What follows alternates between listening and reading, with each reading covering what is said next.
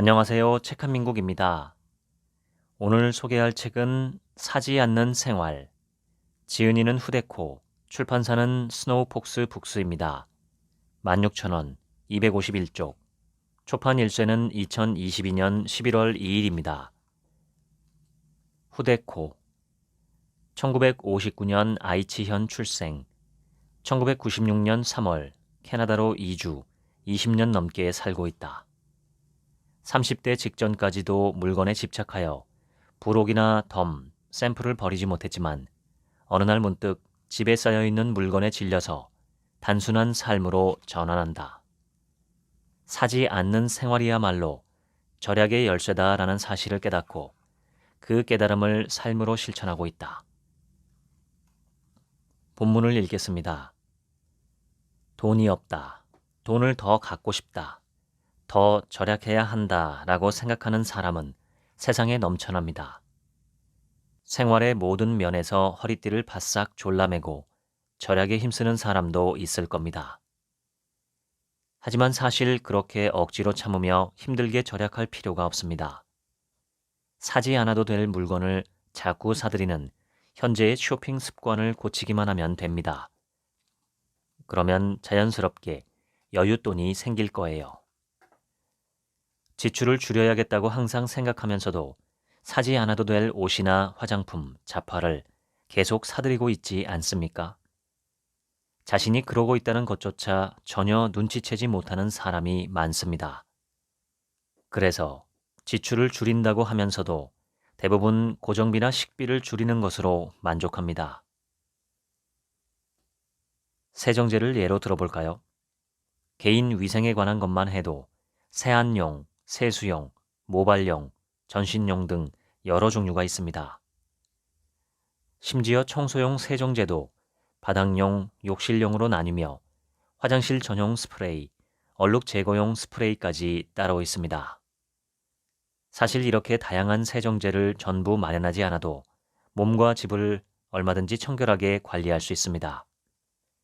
실제로 저희 집에서는 베이킹소다, 구연산, 알코올, 비누, 물, 에센셜 오일로 모든 세정 과정을 해결하고 있습니다. 쓰지 않아도 되는 물건, 없어도 생활에 지장이 없는 물건을 아무 의심 없이 사들이는 사람이 너무 많습니다. 이런 습관만 고치면 힘들게 절약하지 않아도 돈의 여유가 생기기에 저축액을 점점 늘릴 수 있습니다. 우리는 대량 생산, 대량 소비 사회에서 나고 자란 탓에 어릴 때부터 물건은 많을수록 좋다, 많으면 행복해진다 라고 자연스럽게 믿게 되었습니다. 물건이 적으면 궁핍하고 부자유하고 위험하며 물건이 많으면 풍족하고 자유롭고 안전하다는 가치관을 무의식 중에 주입당한 것입니다. 그래서 언제나 쇼핑할 기회를 찾고 물건을 줄이기보다 새로 사서 늘리려고 합니다. 대부분의 현대인은 바쁜 일상에 쫓겨 당장의 일을 해치우는데 급급합니다.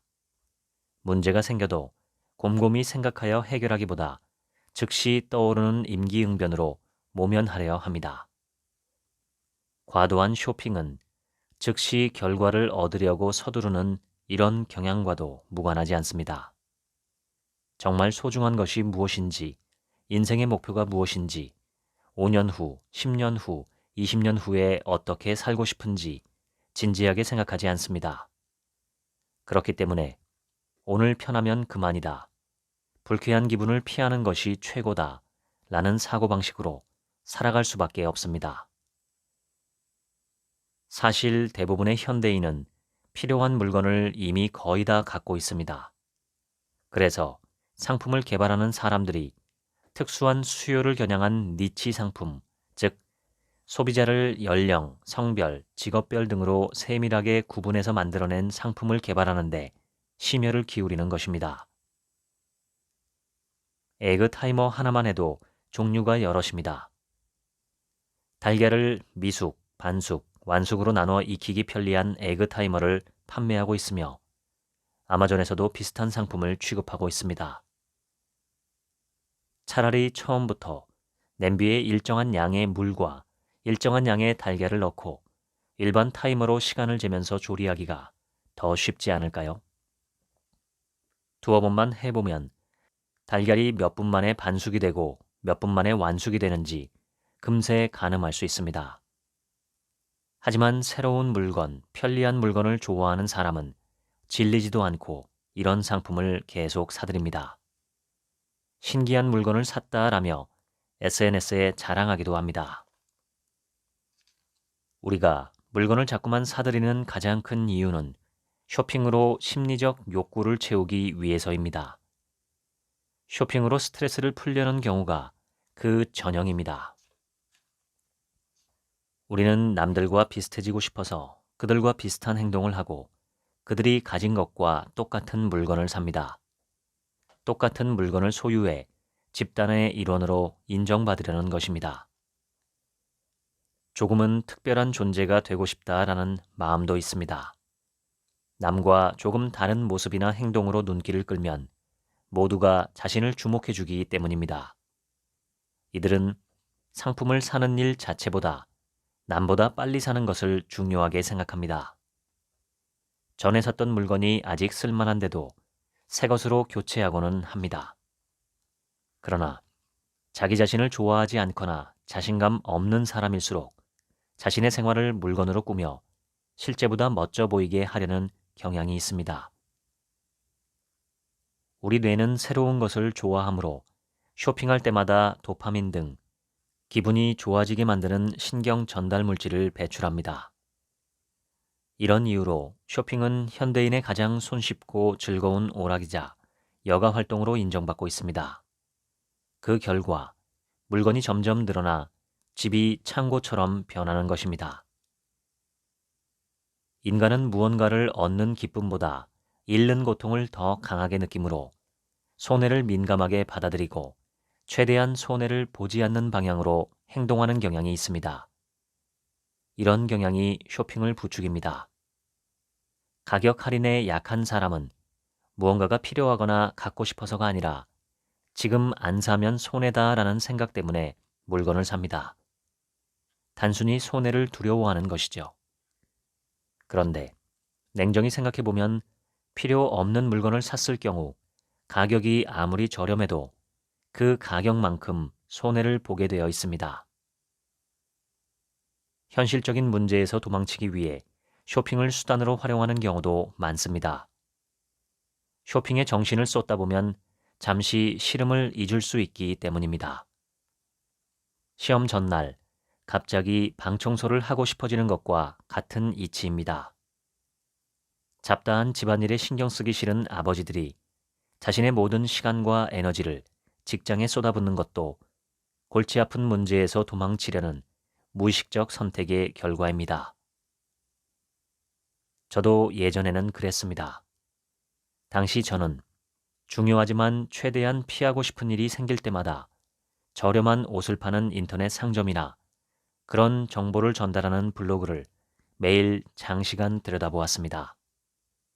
그러면서 종종 옷을 구입했습니다. 사람은 쇼핑할 때 자신에게 힘이 있다고 느낍니다. 자신의 돈으로 원하는 물건을 사다 보면 스스로 상황을 통제한다는 기분이 들기 때문입니다. 자동차 운전도 이런 점에서 쇼핑과 비슷합니다. 운전대만 잡으면 성격이 완전히 달라져서 차를 난폭하게 몬다거나 자신을 추월한 차 또는 앞에서 느리게 달리는 차에 험한 욕을 퍼붓는 사람이 있습니다. 자동차의 방향이나 속도를 자신이 원하는 대로 쉽게 조작하면서 나는 주위 사람보다 힘이 세다라고 느끼기 때문입니다. 특히 평소에 자신감이 없어서 쉽게 비굴해지는 사람일수록 쇼핑을 통해 자신의 통제력을 확인하려 합니다. 인간에게는 원래 세상을 자신의 생각대로 움직이려 하는 욕구가 있습니다. 예전엔 저도 쓸데없는 물건을 많이 샀습니다. 20대와 30대 초반까지 옷과 잡화, 책을 계속 사들였기 때문에 집안이 물건으로 가득 차 발 디딜 데가 없을 정도였습니다. 그러다 마침내 한계에 부딪히는 날이 왔습니다. 그때 작심하고 집을 대대적으로 정리한 덕분에 단순한 삶을 시작할 수 있었습니다. 급여 대부분을 쇼핑에 쓰느라 저금을 전혀 못했으니 지금 생각하면 제가 정말 어리석었습니다. 그때 제가 계속 물건을 사들였던 이유는 무엇일까요? 가장 큰 이유는 심심함이었습니다. 달리 하고 싶은 일이 없어서 쇼핑으로 시간을 때운 것입니다. 당시 저는 회사나 집에서 무언가 생각대로 되지 않을 때마다 쇼핑으로 기분을 풀었습니다. 쇼핑이 제 스트레스 해소 수단이었습니다. 마음의 결핍을 쇼핑으로 메울 수 있다. 쇼핑을 하면 생활이 즐거워진다. 인생이 행복해진다 라고 믿었던 것입니다.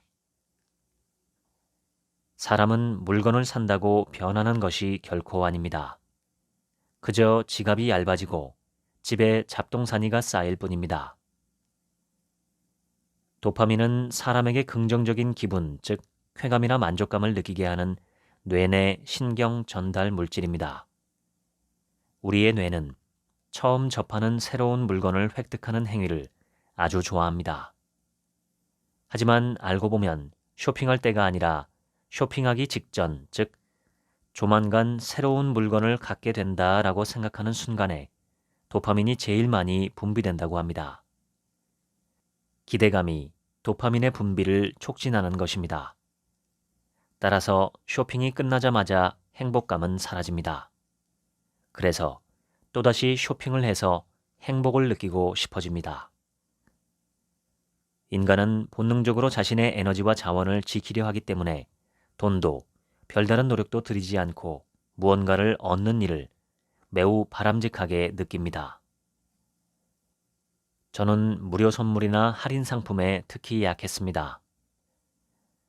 특가 상품, 덤, 무료 샘플, 부록을 좋아하면 짐이 점점 늘어나기 마련입니다. 저는 자꾸만 덤을 받아오고 할인 상품을 사들였습니다. 같은 행동을 반복하다 보면 그 행동이 점차 강화돼 습관으로 정착됩니다. 일단 그렇게 되면 아무 생각도 없이 같은 행동을 반복하게 됩니다. 저는 그 습관에 상당히 오랫동안 휘둘렸습니다. 사회생활을 시작한 20세부터 40대 중반까지 무료 선물을 받아 챙기다 보니 인생의 3분의 2 이상을 낭비하고 말았습니다. 실속을 차리겠다며 식료품과 일용품을 매번 대량으로 사서 쟁여두는 사람이 많습니다. 그러나 대량 구매가 반드시 유리한 것은 아닙니다. 집에 물건이 쌓여 있으면 소모하는 속도도 더 빨라집니다. 아직 많으니까 괜찮다라는 생각에 마구 쓰게 되는 것입니다. 빨리 없애지 않으면 유통기한이나 섭취기한이 끝나서 폐기해야 할 수도 있으니까요. 식품이든 비식품이든 집에 대량으로 쌓여 있으면 낭비하게 됩니다. 인간은 잃는 것을 무척 싫어하므로 무엇이든 조금밖에 없으면 아껴 쓰기 마련입니다. 반면 쌓여 있으면 아무 생각 없이 마구 씁니다. 대량으로 구매해 단가를 낮춘다 해도 이런 식으로 과용하면 오히려 지출은 늘어날 것입니다. 대량 구매를 즐기는 사람은 물건을 쌓아둘 곳이 모자라서 집이 좁다, 수납 공간이 부족하다라고 느끼기 쉽습니다. 그러나 집이 좁아서가 아니라 쓸데없는 물건이 너무 많기 때문입니다. 일본인들은 대개 학생 때는 작은 원룸에 살다가 결혼하면 조금 더 큰 다세대 주택으로, 아이가 태어나면 단독주택으로 옮깁니다. 나이를 먹을수록 넓고 큰 집으로 옮기는 것입니다. 가족이 늘어서이기도 하지만 물건이 급속도로 늘어나서 점점 더 큰 집이 필요해지는 것은 아닐까요? 이처럼 물건을 수납하기 위해 주거비를 점점 더 많이 지불하는 패턴이 평생 이어집니다.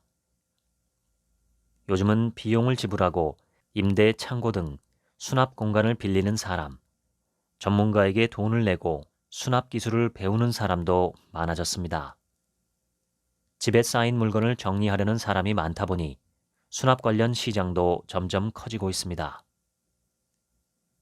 현대인은 돈을 들여 쓸데없는 물건을 사서 쌓아놓고 처치가 곤란하다며 책과 강좌, 서비스에 또 돈을 들이고 있습니다.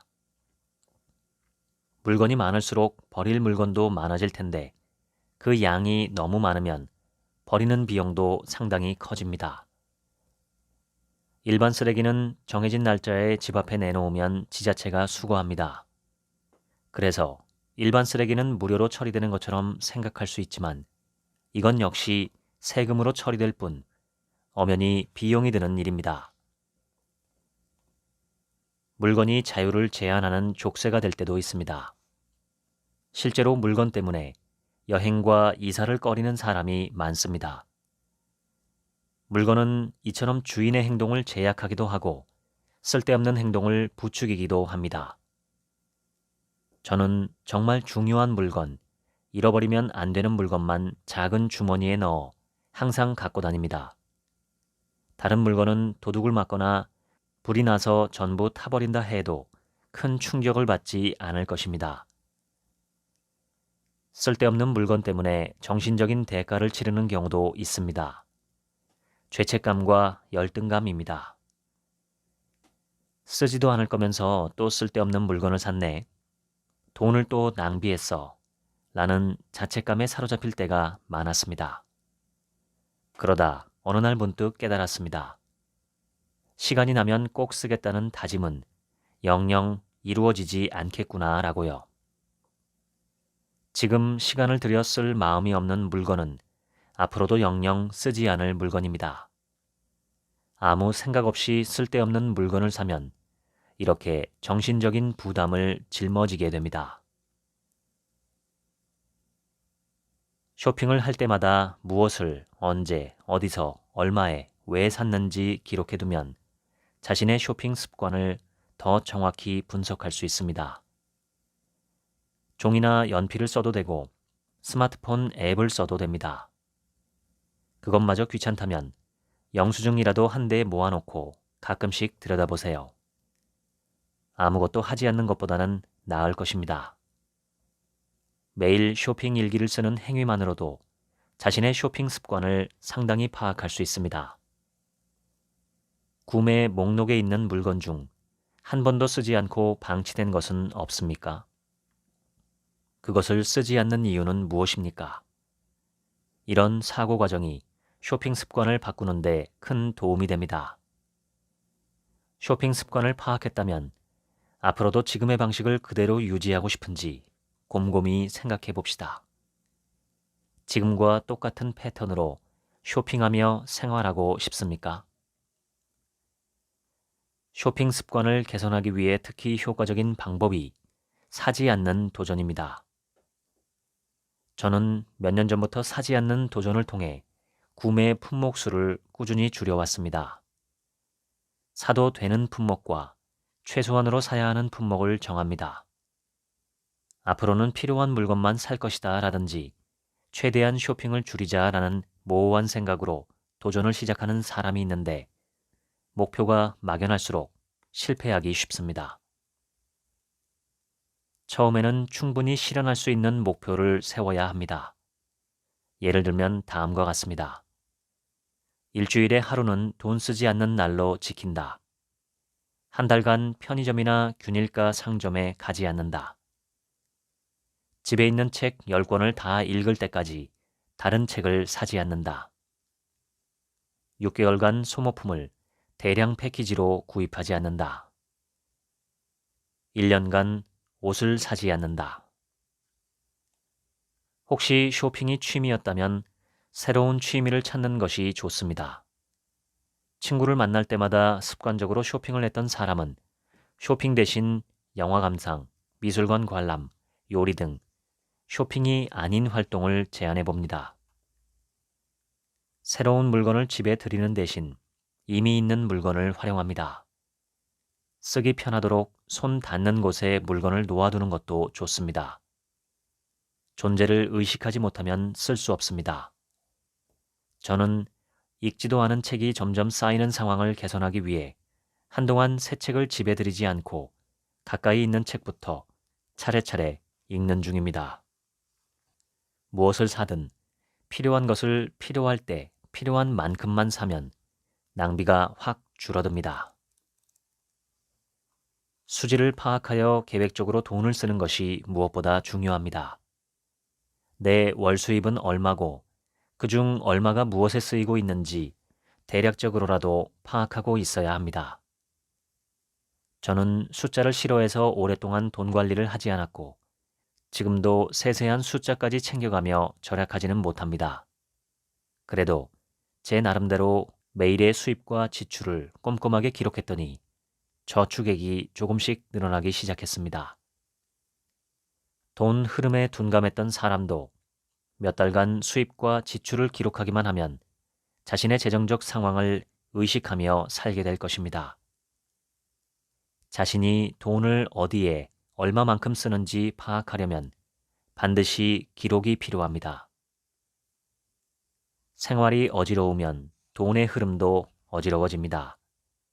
생활을 깔끔하게 정돈하고 건강하게 살려고 노력해야 합니다. 쇼핑 일기, 30일 기다리기 노트, 쇼핑 목록 등을 활용해 물건을 사기 전에 잠시 생각하는 습관을 들입시다. 갖고 싶다와 산다 사이에 생각하기라는 단계를 하나 더 추가하는 것입니다. 무언가 사기 전에 항상 정말 필요한가? 오늘 꼭 사야 하는가?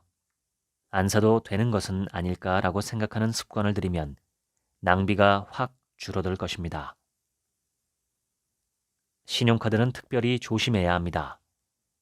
카드를 별 생각 없이 쓰다 보면 돈에 대한 감각이 마비될 것입니다. 저는 돈 관리를 처음 시작했을 때 니즈, 즉 필요한 것과 원츠, 즉 갖고 싶은 것을 구분하는 작업부터 했습니다. 이 둘을 명확하게 구분해서 가진 돈은 되도록 니즈를 해결하는 데 쓰고 원츠에는 최소한의 돈만 들이는 것이 중요합니다. 니즈와 원츠를 확실히 나누어 쇼핑하면 낭비가 확 줄어듭니다. 니즈와 원츠를 구분하기 위해 일단 돈이 쓰이는 곳을 다음 세 가지로 나눕니다. 1. 살기 위해 꼭 필요한 것, 즉 니즈. 2. 생활하기 위해 갖고 있어야 할 것, 니즈와 원츠의 중간. 3. 갖고 싶은 것, 즉 원츠.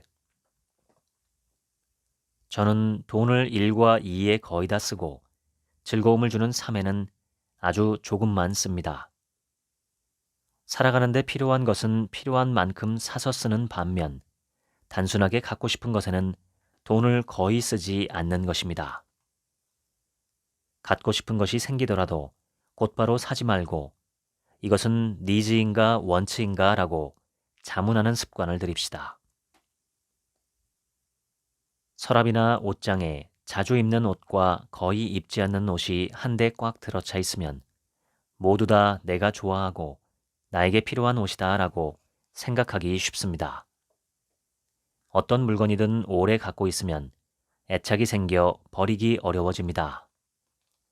게다가 인간에게는 소유 효과라는 것이 있습니다. 일단 무언가를 소유하면 그것을 실제보다 더 가치 있게 생각하는 심리적 경향이죠. 하지만 한번 물건을 정리해보면 자신이 좋아하는 것과 싫어하는 것, 필요한 것과 필요하지 않은 것이 나뉜다는 사실을 깨달을 것입니다. 옷을 정리하다 보면 똑같은 옷이 많아서 놀라게 됩니다. 그럴 경우 하나만 쓰고 나머지는 잘 쓰지 않게 됩니다. 만약 적정량을 모르겠다면 있는 것을 끝까지 쓰는데 도전해 보시기 바랍니다. 상당히 어려울 것입니다. 쇼핑은 대개 감정적인 니즈를 해결하려는 행위입니다. 그래서 생활이 단순해지면 내면이 정리되고 마음이 풍요해집니다. 좋아하는 것을 즐길 수 있게 되면 이것저것 갖고 싶다는 마음이 들지 않습니다. 물건을 버리면서 자기 자신을 진지하게 들여다보고 진짜 하고 싶은 일을 찾아서 하는 사람은 생활에 대한 만족도가 매우 높습니다. 물건에 휘둘리지 않고 주체적으로 물건을 활용하게 되면 자신감이 생기므로 외부의 자극에 혹해서 필요 없는 물건을 사는 일도 없어집니다. 충동적으로 물건을 사며 순간적인 만족을 추구하던 생활에서 확실하게 졸업할 수 있는 것입니다. 쓰지 않는 물건이라도 버리기는 아깝다. 돈 주고 산 물건을 버리는 건 돈을 쓰레기통에 버리는 것과 같다. 미니멀리즘은 부자의 사치스러운 취미일 뿐이다. 이렇게 생각하는 사람도 있지만 필요 없는 물건을 버리고 새 생활을 시작하면 오히려 돈을 아낄 수 있습니다. 물건을 버리고 단순하게 살면 낭비나 충동 구매가 사라져서 전보다 돈을 훨씬 적게 쓰게 됩니다. 쓰지 않는 물건을 버리면 물건 관리에 쓰였던 자원, 즉 시간, 체력, 정신에너지, 공간 등이 남게 됩니다. 이 자원을 다른 활동에 써서 소득을 늘릴 수 있습니다. 물건이 쌓여 있을 때는 잘 모르지만 물건을 소유하면 아무래도 관리에 시간과 돈이 들어갑니다. 물건을 보관하는 공간에도 돈이 들어갑니다. 심지어 수납 노하우 책을 사서 읽거나 수납 기술을 배우는데 돈과 시간을 쓰는 사람도 적지 않습니다. 물건을 줄이면 이런 성가신 일에 쓰던 자원을 다른 일로 돌릴 수 있습니다. 새로 생긴 시간과 체력으로 부업이나 아르바이트를 해서 수입을 늘릴 수도 있습니다. 공간이 비게 되므로 지금보다 작은 집으로 이사할 수도 있습니다. 집세도 광열비도 줄어드니 생활비가 더 적게 될 것입니다. 저도 그렇게 6년 전에 이사를 했습니다. 면적을 확 줄였더니 더 편리한 위치로 옮겼는데도 임대료와 광열비가 저렴해졌습니다. 시간과 마음의 여유가 생기면 돈 관리에도 더 신중해집니다. 직접 요리할 시간적 여유가 생기면 외식이나 음식 배달에도 돈을 쓰지 않게 됩니다. 아직 사용 가치가 있을 듯한 물건을 온라인 중고 상점에서 팔면 소소한 용돈벌이가 됩니다. 단순하게 살다 보면 전에는 필요하다고 생각했는데 없어도 별 문제 없구나 라고 깨닫는 품목이 이것저것 생깁니다. 일상적으로 쓰는 물건 수를 줄이면 번거로운 쇼핑도 쇼핑에 쓰는 비용도 줄어들 것입니다. 물건은 써야 가치가 생깁니다. 정말로 아까운 것은 쓰지도 않을 물건을 언제까지나 집안에 모셔두는 일입니다. 저는 코로나 사태 이후에는 방역을 위해 식품을 온라인으로 주문해서 배달받고 있지만 전엔 언제나 걸어서 장을 보러 나갔습니다. 그러다 보니 물건을 많이 사면 집에 갈 때 너무 힘들어서 제가 들 수 있는 정도만 조금씩 샀습니다. 차가 없으면 쟁여놓고 쓸 만큼 살 수 없으므로 그만큼 물건을 덜 사고 덜 쓰게 됩니다. 차가 없으면 걸을 일이 많아져 건강에도 도움이 됩니다. 차를 없애면 스트레스가 확 줄고 돈도 상당히 절약된다고 말할 수 있습니다. 어떤 물건이든 관리에 시간과 돈을 쓰게 되는데 집이 그 전형적인 예입니다. 대출로 집을 사고 나면 경제적인 위험 부담이 생깁니다. 30대에 35년 상환 조건으로 집을 산다고 하면 65세에서 70세가 되어야 빚에서 벗어날 수 있습니다. 심지어 그때 다 갚는다는 보장도 없습니다. 주택을 소유하면 재산세를 내야 하고 아파트라면 관리비와 수선비까지 내야 합니다. 주택은 점점 노후화되므로 수리와 개축 등에도 상당한 비용이 들 것입니다. 저출산 고령화가 진전된 탓에 세대수가 적어져서 빈집이 늘고 있습니다. 모두가 오래 살게 되었으므로 말년을 시설에서 보내는 사람이 많아졌고 자녀의 수가 줄어들다 보니 부모가 넓은 집에 살아야 할 이유도 없어졌습니다. 즉, 고생해서 마련한 집이지만 나중에는 관리하느라 정신적, 경제적 수고만 보태야 하는 애물단지가 되는 것입니다. 자기 집이 있으면 거기에 얽매일 위험도 있습니다. 집을 마련하는 순간 앞으로 살 곳이 거의 고정됩니다. 그래서 대부분이 한 번 마련한 집에 평생 삽니다. 그러나 나중에 직장이 멀어지거나 부부 중 한 사람이 다른 지역에서 근무하는 일이 생길지도 모릅니다. 미니멀리스트로서 특히 지적하고 싶은 문제는 한 집에 몇 년이나 살면 시간이 아무리 지나도 물건을 정리하기 어렵다는 것입니다. 집을 개축할 때나 되어야 기회가 올 것입니다. 애초에 차나 집을 소유하지 않으면 스트레스를 확 줄일 수 있습니다. 필요 없는 물건을 끌어안고 산다면 과감하게 처분하고 필요한 물건만 남겨서 생활해 보십시오. 그것이 진정 당신다운 생활입니다. 뭐든 좋으니 이제 필요 없을 듯한 물건을 하나만 버려봅시다. 그 일을 매일 반복하면 됩니다. 무엇이든 좋습니다. 필요 없는 물건을 찾아서 하나씩 버려봅시다. 종이 한 장 버렸다고 뭐가 달라져? 이렇게 생각하는 사람도 있을 것입니다. 하지만 버리지 않으면 어제와 오늘이 똑같아집니다. 작은 것 하나라도 버려야 생활이 달라집니다. 지금 종이 한 장을 버리는 행동이 1년 후 당신의 미래를 크게 바꿀 것입니다. 필요 없는 물건을 버리는 작은 행동을 조금씩 쌓아 올리면 반드시 큰 변화가 생길 것입니다. 하루 한 개씩만 버려도 전혀 버리지 않는 것보다는 훨씬 낫습니다. 정리를 하다 보면 이걸 버리는 게 나을까, 아니면 갖고 있는 게 나을까라고 망설여질 때가 있습니다. 그럴 때 바로 결정할 수 있도록 이런 물건은 버리겠다라는 규칙을 미리 만들어 둡시다. 질문 1. 평소에 쓰고 있는가? 쓰지 않는 물건은 아무리 갖고 있어도 의미가 없습니다. 혹시 쓸지도 모르는 물건이나 특수한 상황이 발생했을 때 쓸모 있을 것 같은 물건은 그냥 쓰지 않는 물건입니다. 질문 2.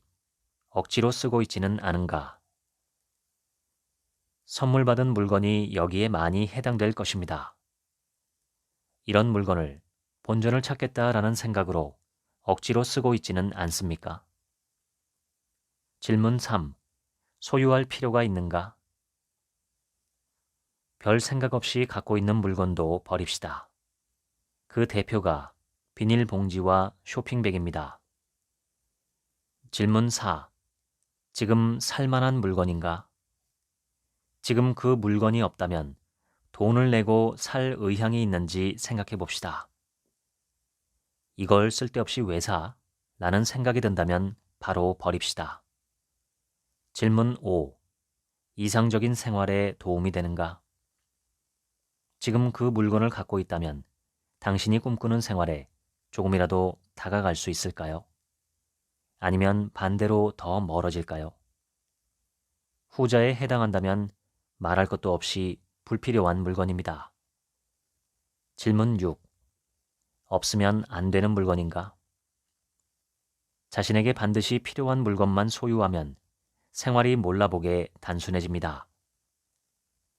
있으면 편리한 물건이란 말은 없어도 별로 곤란하지 않은 물건이라는 뜻입니다. 잡동사니가 많아지면 오히려 불편합니다. 성공한 사람들의 7가지 습관으로 유명해진 코비 박사는 시간, 돈, 행복의 파이가 이 세상에 하나밖에 없다고 생각하면 늘 부족한 기분이 들 것이다 라고 말했습니다. 세상의 화복은 꼬인 새끼줄과 같습니다. 행복과 불행이 한데 얽혀 있다는 뜻입니다. 그러므로 좋은 일과 나쁜 일은 항상 공존하며 누구에게나 좋은 때와 나쁜 때가 찾아오기 마련입니다. 하지만 어떤 사람들은 행복할 때는 다음에 올 불행을 두려워하고 불행할 때는 그 불행에 푹 빠져 인생을 저주합니다. 이것은 부족한 마인드 때문입니다. 그들은 하나밖에 없는 행복의 파이를 이미 다른 누군가가 많이 먹어버렸다고 생각하는 것입니다. 부족한 마인드를 당장 버려야 합니다. 부족한 마인드의 소유자는 항상 돈이 부족하다, 시간이 부족하다, 애정이 부족하다, 기회가 부족하다, 능력이 부족하다라며 한계에 주목합니다. 그래서 이제 한계에 부딪혔으니 어쩔 수 없다라고 포기하기 쉽습니다. 그런 사람에게는 발전의 여지가 없습니다. 한편 충분한 마인드의 소유자는 나에게는 다양한 자원이 있으니 어떤 일이든 할 수 있다라며 가능성을 주목합니다. 이런 사람에게는 가능성이 있습니다. 제가 부족하다고 생각하는 사람에게는 돈이 들어오지 않고 이미 충분하다고 생각하는 사람에게만 돈이 들어온다고 생각하는 이유입니다. 물건을 많이 가져야 행복하다라는 사고방식은 돈을 많이 모아 다양한 물건과 서비스를 더 많이 소비할수록 행복하다라는 가치관을 낳습니다. 생명과 건강을 빼면 이 세상에서 돈이 가장 중요하다라고 생각하는 사람들이 많습니다. 그러나 세상에는 돈보다 더 중요한 자원이 많습니다. 정말 소중한 자원은 눈에 보이지 않는가 봅니다. 초등학교 선생님의 글 중에 지금도 기억나는 글귀가 있습니다. 공기와 음악처럼 눈에 보이지 않는 것을 소중하게 여기자. 공기와 음악뿐만 아니라 인간관계, 애정, 우정, 배려, 따뜻한 시선, 상상력, 느긋한 휴식, 즐거운 시간, 온화한 기분, 성취감, 자유 같은 것들도 눈에 보이지 않습니다. 저는 예전에 물건을 계속 사들여 집에 쌓아두는 사람이었습니다. 그러나 물건을 아무리 사들여도 마음이 채워지지 않았습니다.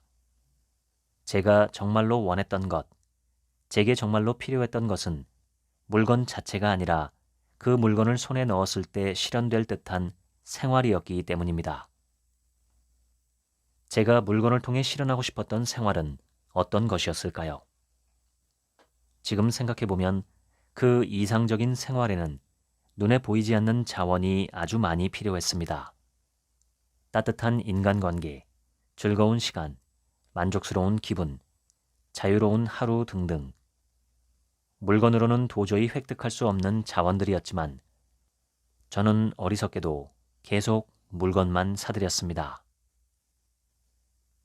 이런 사고방식으로 돈을 벌고 물건을 사들이다 보면 누구나 깨달을 것입니다.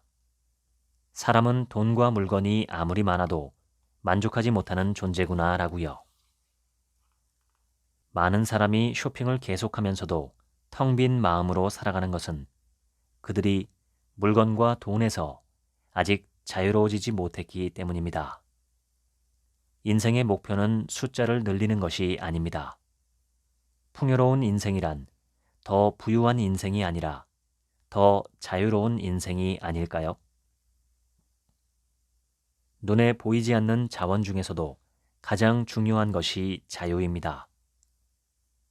돈과 물건을 쫓다 보면 오히려 자유를 잃게 됩니다. 돈이 많은 사람, 좋아하는 물건을 많이 가진 사람도 마음의 공허함을 느낍니다. 이것은 그들이 정말로 원하는 것이 아닌 엉뚱한 것을 쫓고 있다는 증거입니다. 인간에게는 생각대로 살고 싶은 욕구가 있습니다. 그래서 스스로 좋다고 믿는 방향과 스스로 행동하는 방향이 일치할수록 행복합니다. 사회나 문화, 미디어나 타인의 가치관에 자신을 맞추려 하면 스트레스가 늘어납니다. 타인의 기대대로 행동하는 것은 고통스러운 일이기 때문입니다. 만약 진심으로 나는 물건이 많아야 행복하다. 새 옷을 사는 것은 내 행복의 원천이다. 나는 물건을 많이 수납하기 위해 살아왔다. 나에게 가장 중요한 일은 바겐세일 때 저렴한 물건을 사는 것이다 라고 생각한다면 물건을 계속 사들여도 됩니다. 하지만 쇼핑을 한 다음에 마음이 허탈해지거나 지금의 소비 패턴에 문제가 있다고 느낀다면 얘기가 달라집니다. 어쩌면 당신도 다른 사람의 신념을 자신의 것으로 착각하고 있을지도 모릅니다. 나는 이것만 채워지면 행복하다 라고 생각하는 것을 셋에서 5가지 정도로 압축해 봅시다. 그것이 당신의 마음 둘 곳, 가치관의 핵심입니다. 그렇게 무엇이 소중한지 알아낸 후에는 그 신조에 따라 살면 됩니다. 성공하는 사람들의 7가지 습관에서 스티븐 코비 박사는 사람이 하는 일을 4종류로 나눴습니다. 1. 급하고 중요한 일.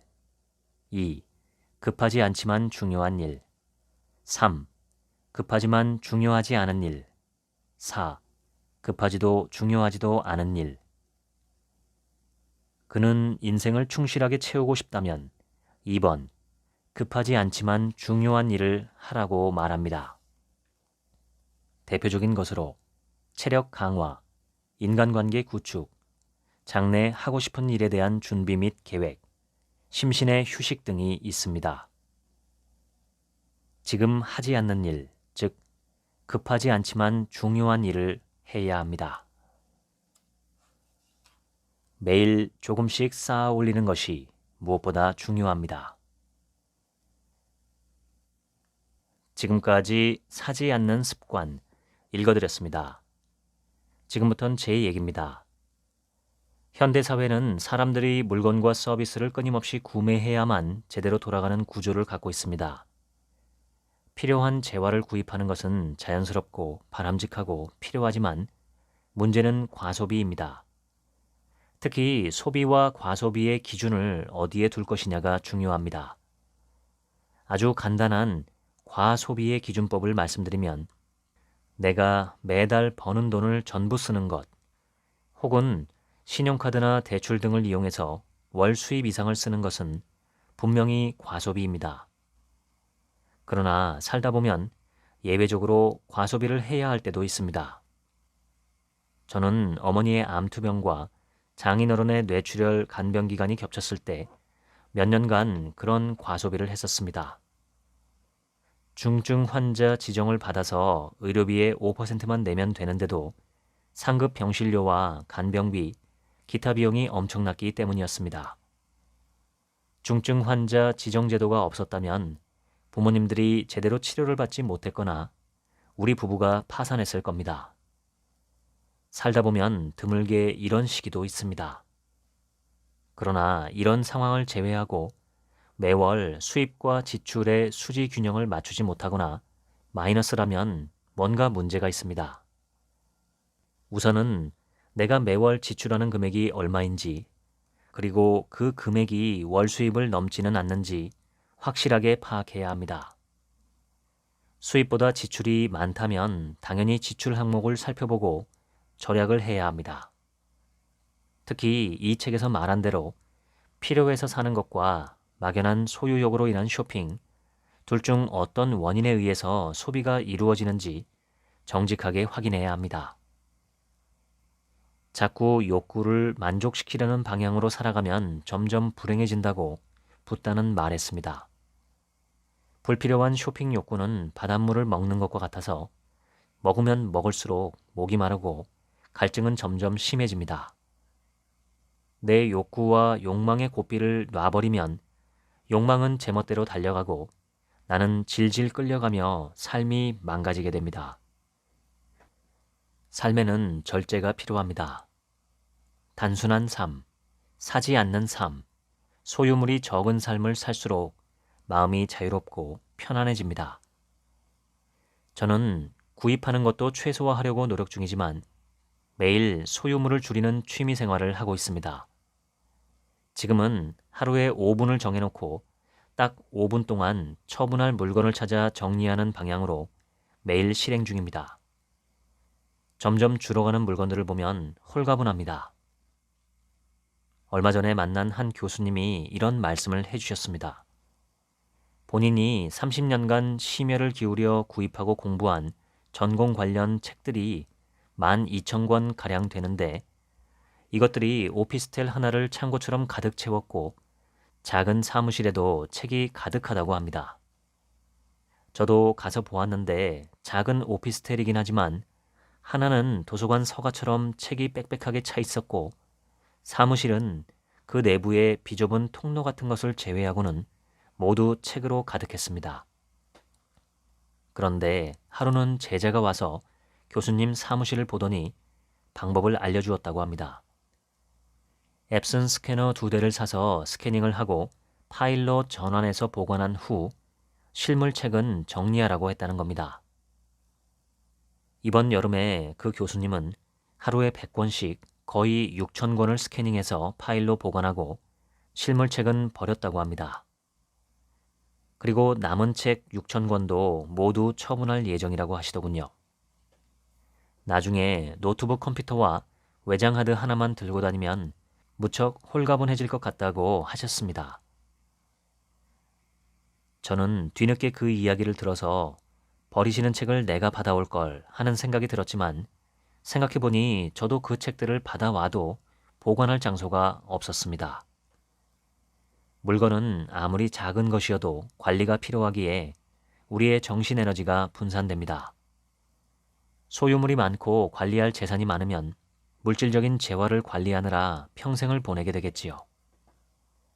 김영석 교수님의 책에 보면 조선 왕조의 후손 한 분 이야기가 나옵니다.